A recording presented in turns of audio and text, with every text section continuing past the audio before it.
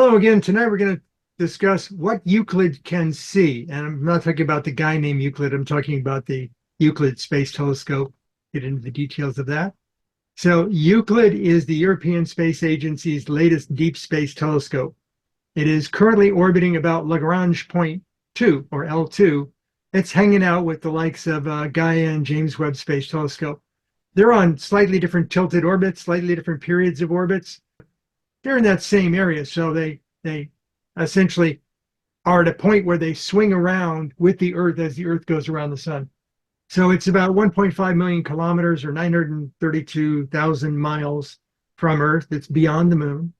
The primary mirror diameter is 1.2 meters, so it fit nicely inside of a SpaceX Falcon 9 rocket. It was launched July 1st of last year. It has two primary instruments, visible and near infrared. And the visible can see from 550 to 900 nanometers. 550 is kind of a yellowish green, and 900 is just into the infrared. It's actually a matrix of imaging chips that makes up the visible sensor. There's 36 individual chips. I think they're aligned slightly horizontally, not perfectly square. And each chip is 4K by 4K. A single snapshot from the visible imager is 604 million pixels. They also have a near-infrared spectrometer and photometer they call it NISP, and it can see from 900 to 2,000 nanometers. So, from basic deep red to medium infrared. And that sensor is made up of 16 detectors that each detector is 2K by 2K, or 2048 by 2048. Or 67 megapixels. This is very similar to the near-infrared observing capability of the James Webb Space Telescope. But the interesting thing on this is this imager doesn't have the individual pixel shutters that JWST has. It has individual spectroscopic filters. So each pixel in the image can actually produce a spectrograph at each pixel.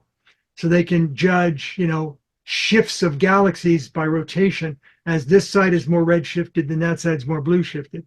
So they can look at it differently. Solar powered, no nukes here.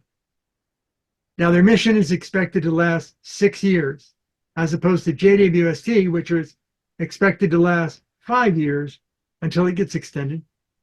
And the difference is JWST uses inertial gyroscopic orientation as well as hydrazine propulsion, which is fairly dirty stuff. This particular spacecraft, Euclid, uses cold gas jets. So they have a very highly compressed, probably nitrogen, that they use to make little puffs to orient. And they also have the inertial navigation for, gyroscopic actions. But apparently by going from hydrazine to cold gas thrust, they can extend it from 5 years to 6 years. But they won't know until they find out how much they're actually using, and then they might give it, another few more years. So where does it play amongst all the other telescopes? Well, Euclid is the European Space Agency's probe, although NASA did help out on some of the instrumentation. JWST is NASA, but ESA has access to the data. They observe in different wavelengths. JWST goes from deep orange through red to near mid-infrared. Euclid goes from kind of a green to mid-infrared. Neither one of them can get into the blues or the ultraviolets like Hubble Space Telescope. They have slightly different mirror sizes. JWST had a larger launch vehicle, so it could do a 1.32 meter. Euclid used the Falcon 9, so it's a little smaller at 1.2 meters.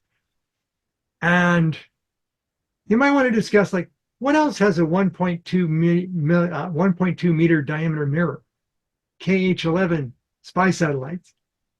But where'd you get your mirror? They have different imagers. JWST has its equivalent as NearCam, and Euclid has its VisCam. They have different fields of view. The JWST is good for looking at things close up, like it can get a really good shot on the Horsehead Nebula in Orion. Whereas Euclid, it's, hundreds of megapixels over a wider field of view. So the Horsehead will be there. It'll just be itty bitty. And if you zoom in on it, you lose a lot of pixel detail. But that's the reason for having so many pixels is you lose some. And much as I did for JWST, I had to go into the minutiae and find out where can it look. Now, Euclid does striping, so it's always on the move. It's like painting stripes on the sky and then moving over. But there are areas of the sky where it can't look because there are things there that would blind it. So that's why you see this lovely colorful map here, and there's big black gaps on it. Those are places where it can't look. And, Hubble Space Telescope is a lot freer to point at arbitrary targets and has a broader vision from infrared through visible through ultraviolet. So, JWST can zoom in on things and move, but it wants to save its fuel. So it's not going to look around everywhere that it wants to.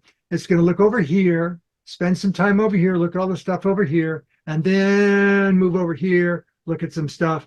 So it's on a plan. Euclid is on a striping mission. It's just going to start a striping pattern and keep progressing, which is very similar to the Gaia survey telescope that's up there also at L2. So if you can describe it better as Euclid is a higher resolution, more contemporary technology Gaia, whereas Gaia was looking for individual stars, Euclid is looking for individual galaxies. So I took one of their images from the technical minutiae of Euclid and enhanced it a bit.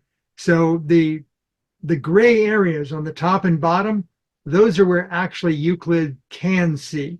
The more descript, darker area towards the center is where Euclid will not be looking. And the reason why it won't be looking there is, first and foremost, that area is bright. That's like the disk of the galaxy. And since it's looking for galaxies, that's where a lot of the stars are in our galaxy, not just the brightness of the disk, but bright stars, bright galaxies, bright nebulas, bright star clusters. So it won't be looking in there. But there's a couple of spots. There's one here on the upper lobe. You see that little ellipse there? And then down here, there's a couple of them. Those are galaxy clusters. And it will be staring at that spot, kind of like the Hubble deep field view. Instead of striping over the area, it'll actually stop and stare at those 4 spots to see how many galaxies can it see. But it'll never look backwards towards the sun or the earth because it would just be blinded. And since planets are so much brighter and it's very sensitive, it's not going to be doing what JWST does and putting on the filters and looking at planets in the solar system because it wants to look at deep sky galaxy stuff. So Euclid was launched in 2023. It made it out to L2. It was temperature compensated. They had to remove moisture, sort of evacuate it over time, calibrate the sensors, verify that they're operational, capture their first science observations, the principal science team for whatever efforts.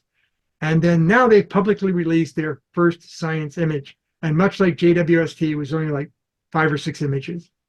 I called out what I thought was the best examples. So remember, it wants to look at galaxies. So galaxy cluster Abel 2390, it just looks like stars. But the things that you see in there, if you zoom up on them, and I gave you the links at the end of the presentation so you can actually go in there and look at megapixel level zoom ups. All of those, except for the one in the upper left corner, are all individual galaxies, not stars in our galaxy. So it's already like, how far can we get down there? And in that one image, you'll find irregular galaxies, spiral galaxies, elliptical galaxies, a bunch of different galaxies. And then Monroe, yes, I can see some of the stars has spikes. Are yeah. those spikes artificial so we can make a difference from stars, or that they have spires that give like the spikes? It's not the same telescope design as JWST. It is a classical style Newtonian kind of secondary telescope that has 6 struts. So that's the spider veins. So they're not artificial, but they do indicate stars versus galaxies. The stars will have the spikes on them. The galaxies won't have spikes on them. Attribute of optics. M78 is actually a stellar nursery in our galaxy. So why would it be taking a picture of that? Color calibration, density, bright to dark. It's a calibration image. And then a good classical spiral galaxy, NGC 6744. 6744 is often thought of as kind of a clone of the Milky Way. It's similar. It's got clusters, star clusters hanging out on the outside edge. It's got some wispy arms that extend beyond the kind of limits of the galaxy. So NGC 6744 is kind of a Milky Way clone. But those are the first science publicly released images. So I didn't go on as detailed minutiae as I did on JWST. I was doing that for NASA. Euclid is the latest European Space Agency Deep Space Telescope at L2. It's from a different agency. It's got different instruments than JWST or Hubble Space Telescope, although there's some overlap in the optical range of them as far as wavelengths go. Euclid is meant wide field to look for galaxies, and it's just going to continuously bob up and down doing a stripe pattern, snap, snap, snap, snap, snap, and then glue it together. JWST is a little freer to move around and shoot at a variety of targets. You can zoom in on things. The Hubble Space Telescope still has the widest freedom to go point at things. But remember, it's about every 90 minutes, it has to stop looking and go on the backside of the Earth. Because if it's pointing that way and the Earth is rotating and it's rotating with the Earth gets in the way, it stops imaging and then comes out the other side and starts imaging again. Whereas JWST can shoot a single image for about 50 minutes. Now, why not longer? I've seen images where we've shot this for months. They're additive. There is no single exposure that can be for months because things get in the way. In the case of Hubble, the Earth gets in the way. In the case of JWST, when they need to communicate with Earth, which is periodic, they can't be imaging at the same time because the electronics associated with the radio communication interfere with the imaging. Think of it as JWST is moving in its orbit around L2, and the Earth is sitting behind it. So it's got to constantly keep moving the antenna to get a good signal with Earth. And as it moves the antenna, the entire telescope at the nanoscale shudders. So while JWST is communicating with Earth, it can't be actively imaging. But ground-based observatories have the greatest freedom to choose whatever they want, assuming they have like laser stabilization, and they can view from infrared through radio, through visible, through, not quite ultraviolet because the Earth's atmosphere stops that. And neither Euclid nor even JWST can cover the entire sky. They all have sort of no man's land zones of it. And they have to avoid the sun and the moon because they'd be overly bright.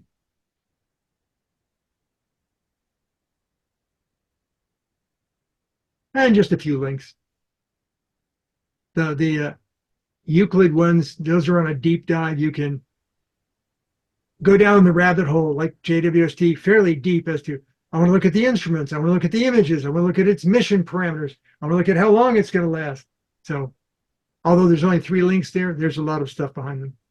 Monroe, I think you should look for the contact on the Night Sky Network to see if we can get one of the scientists or the public speakers from Euclid to do an interview just like the one you did for the James Webb Space Telescope. That was super awesome. That was good, but I think I overdid it a bit. He was supposed to be the subject matter expert. He was actually on the technical team for operation of JWST. And I showed him the presentation. I said, "Do you have any comments or questions?" He looked it over, after several hours later, he came back and said, nope, got nothing. And then I said, do you want to speak during the presentation? And he said, no, you got it covered. I but that was NASA reaching out to me because I was, at Fox Observatory and did online stuff with, Night Sky Network presentation, courtesy Night Sky Network at the International Astronomical Union, that Helen and I suddenly showed up in content of one of the presentations without them telling us. So I think that was them reaching out to me and then me responding back to it. I'm still on their list. So if there's another large public launch for space exploration, I'm sure that the Space Telescope Science Institute and NASA will tap me on the shoulder. But I don't have similar contacts with the European Space Agency. Yeah, But I might find one. if they want me to, I'd be happy to invite one of them to come and speak at us.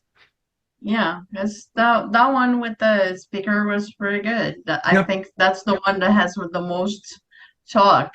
Oh, it is. It is. That on Yeah. our YouTube channel, that's the one with over 1,500 views, which for a little no-name YouTube channel, that's a lot. Yeah. I'm looking at these others like the Science Asylum and 23 million views. But then he's been doing it for 10 plus years. Yeah.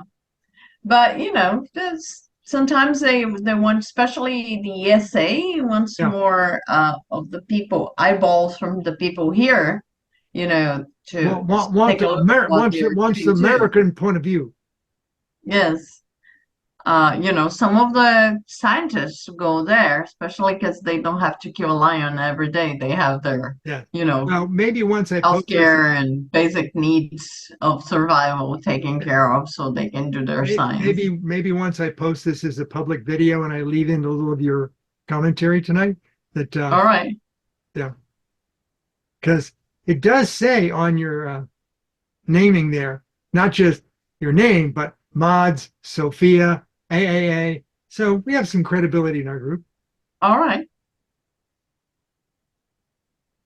Oh yeah, and now I'm reading that.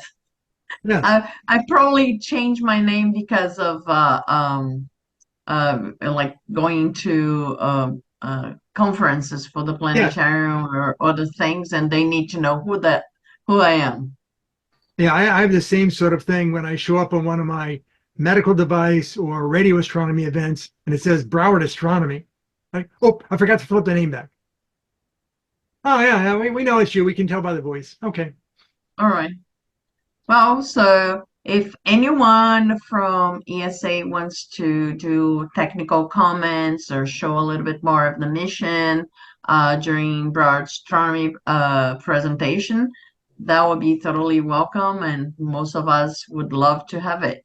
Even if they just want to correct the presentation and say, you got this wrong or you forgot to mention that, that's fine.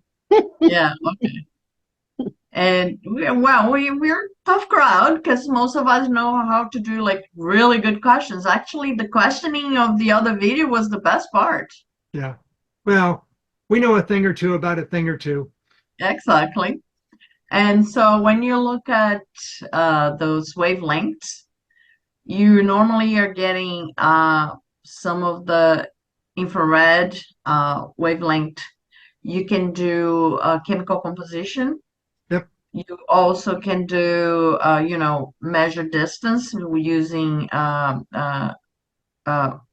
redshift, and also the speed and the rotation, those kind of details that you can get. But the spectroscopy of that is like super interesting because you can get the general composition, chemical composition of the galaxies that you're talking about, and maybe see like how they form. And nowadays it's kind of hard to figure out still how the formation of the galaxies. We can see far away in the universe and see the beginning of the formation of galaxies, but with the data from James Webb, we were having surprise like finding formed galaxies. They're not supposed to be there and like too early to be so organized, or from what we are thinking before. So it's Right. changing a little bit of the ideas Well, of they haven't come galactic. to they haven't come to a conclusion yet that the universe is older than they think it is, but they're Yeah, and then the other thing is that the capability of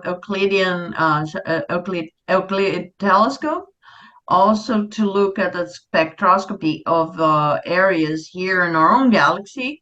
There are star cloud formations, so they prove the concept using to just calibrate the instruments. yeah, But that is I've noticed not that. like some other time that a lot of the galactical studies will be taking priority in the mission most likely, but I think those instruments are capable to do the chemical composition of those areas, the stellar formation, and that's like really interesting because what we are trying to understand now it's how planets come about and what is the phase of the generation of stars. So you have looking back in the past and look like the oldest cloud formations and the older constellations, you see those galaxies have a poor chemical composition that doesn't allow to make much of a formation of planets. Now, if you have for older galaxies, like the ones closer to us that we can see, they're a little bit more mature in chemical formation. And so those allow us to know kind of, the potential for formation of planets by the composition of those galaxies, the chemical composition. And you can calibrate using stellar cloud formations in our own galaxies that would be kind of interesting. And the other thing is that we have the nearby galaxies to our own galaxy, and we have streams of matter that came from a galaxy that the Milky Way stole the stars, stole the gas. So we can study those nearby galaxies like the Magellanic Clouds. You can study the Andromeda Galaxy and the nearby galaxy group and also our own galaxy, even though the objective is not possible because of the wavelength of the spectroscopy and the wavelength of the photometry equipment. We might be able to study those planetary clouds, like those stellar nursery. So that would be interesting to see, material, chemical material, looking for that. I think that the M78 image was for calibration purposes because it not being a galaxy, they're not going to be looking at it all that often. So I think it's probably more targeted for JWST. But I've been watching the progression of spectroscopy, and initially spectroscopy was something that they wanted to look at stars to understand the chemical composition of stars. So you had photometers that were single pixel cameras that they would have a gradient or a prism split the light, and then they could scan and see what colors were represented. And then eventually they came around to, well, why if we just need to split the colors, why don't we just allow for a broader range of colors per pixel in a large array, like a camera image? And then's when they came out and said, if instead of the normal Bayer matrix of color filters, we have a much more complicated matrix of color filters all together, then each pixel can be its own spectrometer for whatever region that pixel is pointing at. So you can do a spectroscopy analysis across an entire image, which that's just a giant leap forward. And then It's amazing. to be It's able to amazing. block out things that are too bright on the Spitzer and on the JWST, they had the Texas Instruments micro shutters, where they could literally move this little tiny microscopic flap in front of each individual pixel. So they could say, oh, wait a minute, I'm looking for a dim galaxy and there's a bright star nearby. I'll just shut off the pixel reception from that bright star so I can better see the dimmer galaxy right next to it. That was That's a big amazing. accomplishment. Just, That's just really amazing. every time they come out with a new one, people say, why do we need another telescope? Well, it's because the technology The technology just and as the changes in one year from the other. every decade it takes just a little bit of a leap forward, and eventually you're going to have amazing capabilities that if you go back to the 1960s when they first started launching things that could observe from space, it's head and shoulders above it. Did you see if the orbit of the Euclid is similar to the orbit of the James Webb? Like it goes up and down in a elliptical on L, or stay like stable in the center? It's not stable in the center. It's also elliptical. It's tilted at a different angle, and it's also tilted outward a little bit so that there's no possibility of interference of the two ever. Yeah, then the distances are huge. So even if they were Millions of like in a kilometers. similar Yeah. orbit, they wouldn't be like any closer. Yeah. But yeah, I just want to understand. It took me some time to actually understand how the orbit of the James Webb worked, like Yes. thinking on the bending of space-time and see how Yes. the space telescope uses that at its advantage. How can And you I orbit found that something that isn't fascinating. there? Yes. L2 is not like a planet or a moon. L2 is just a gravitational well stability point. How do you orbit something that itself has no gravity? Well, you swing out this way, and when you get out so far, you kick it back with a little bit of thrust to make it come back this way. And if you do that right, you can manage a tilted, bent out ellipse, and that's the orbit of JWST. The orbit of Euclid is not quite as bent around. It's still an ellipse. It's still bent a little bit, but it's not this like bent ellipse. Like, can you compare the fields of view of both of them? So JWST has two fields. Whenever it stares into space, it has two imagers, and they're both 9.7 arc minutes apiece, and they're separated by a couple of arc minutes gap. Euclid is a single field that is 0.79 by 1.16 degrees, so enormous field of view. Okay, so it's for a big survey. Yes, it's just striping the sky. I want to see all the galaxies I can see, and then it can come back later and go. And while I'm taking the pictures, I want to also judge the rotation of the galaxies, because what it's looking for is magnetic field variances in the structure of the galaxies, because it's looking for dark matter. We have no direct evidence of what dark matter is. We just know that there's this effect that we've labeled dark matter, and the idea is Euclid can see the very subtle movement. So if it takes a stripe and then a year later it comes back and takes a stripe over the same area, it can see the difference in the movement, like the rotation or the bending of that galaxy. So to compare for what you see when we're talking about is the field of view. Mhm. If you stretch your arm, you put your pinky up, your pinky will cover half of the degree. Yes. So it would be maybe a little bit It's like a larger a than pinky wide, and two pinkies tall.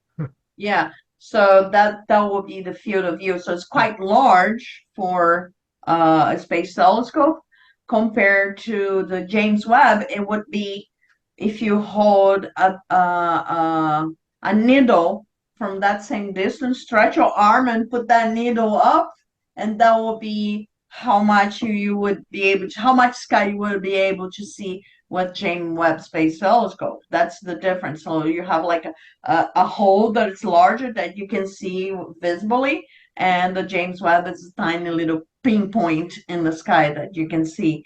And so one is to see detail of one specific object. And in the case of Euclid, it's more like a huge sky survey. So you can see a detail map of all the faraway galaxies, because we are looking at infrared. So the objective is most likely to look at stuff that is very far away.